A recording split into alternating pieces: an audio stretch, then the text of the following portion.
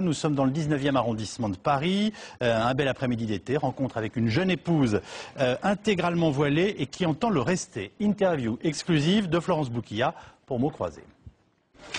Jamel a 26 ans, sa femme Radija 19.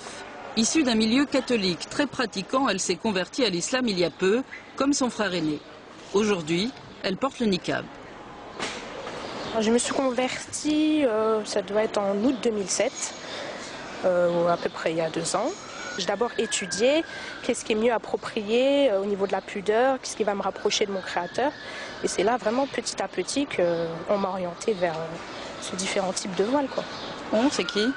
Mon frère ainsi que sa femme et des relations que j'avais.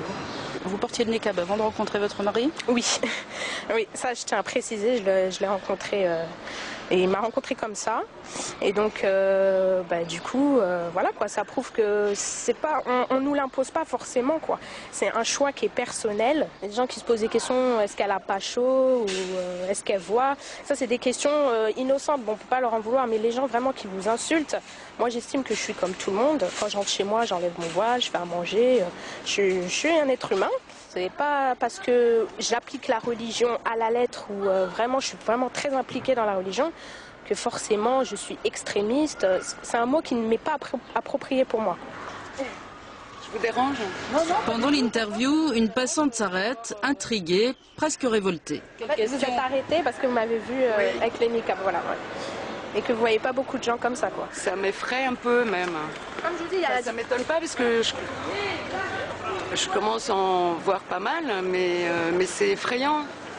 Ça vous fait peur? Oui, parce qu'il y a des femmes qui sont mortes pour obtenir une liberté de vie, une liberté d'action, Moi, je suis libre, madame. L'habit, ça ne fait pas... Vous voyez, je peux sortir, je peux faire ce que je veux. C'est juste, moi, je couvre mon visage et je suis libre. Je fais toute tâche que toute autre femme française fait. Je m'inquiète quand elle sort dehors, parce qu'elle se fait vraiment insulter. Elle a des regards agressifs, même des forces de l'ordre, des policiers, quand elle croise des policiers. Donc ça, je trouve ça inquiétant, moi, surtout. C'est surtout ça qui m'inquiète.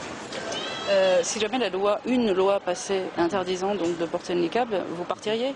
Mais si, par exemple, elle peut plus sortir en France comme ça, je vais pas la bloquer chez moi. Je vais pas lui obliger de retirer son niqab.